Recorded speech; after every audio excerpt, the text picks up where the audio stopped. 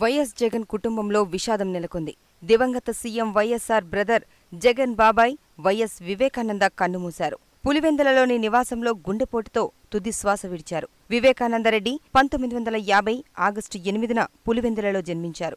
ఆయన పులివెందుల నుంచి 1989, 1994లో ఎమ్మెల్యేగా, 1999, 2004లో రెండుసార్లు కడప ఎంపీగా ఎన్నికయ్యారు. 2009లో ఎమ్మెల్సీగా ఎన్నిక కావడంతో పాటు కిరణ్ కుమార్ రెడ్డి ప్రభుత్వంలో వ్యవసాయ శాఖ మంత్రిగా బాధ్యతలు నిర్వర్తించారు. 2011 ఉప ఎన్నికల్లో వైఎస్ విజయమ్మపై పోటీ చేసి ఓడిపోయారు. అయితే వివేకానందరెడ్డి మరణంపై పలు అనుమానాలు వ్యక్తమవుతున్నాయి. తలపై గాయం ఉండటం, చనిపోయిన సమయంలో వివేకానందరెడ్డి ఒంటరిగా ఉండటం పలు అనుమానాలకు తావిస్తోంది. దీనిపై పీఏ కృష్ణారెడ్డి పోలీసులకు ఫిర్యాదు చేయగా వారు కేసు బుక్ చేసి దర్యాప్తు చేపట్టారు. వివేకానందరెడ్డి భౌతిక కాయానికి పోస్టుమార్టం నిర్వహించనున్నారు. పోస్టుమార్టం రిపోర్టు బట్టి పోలీసుల విచారణ సాగనుంది. ప్రచారం ముగించుకొని రాత్రి ఇంటికి వచ్చిన ఆయన భోజనం చేసిన తర్వాత ఒక్కరే ఇంట్లో ఉన్నారు. ఉదయం 6 గంటల ప్రాంతంలో బాత్రూంలో రక్తపు మడుగులో పడి ఉండటాన్ని పనివారు గుర్తించారు. ఈ నేపథ్యంలో ఆయన అకాల మరణంపై అనేక సందేహాలు నెలకొన్నాయి.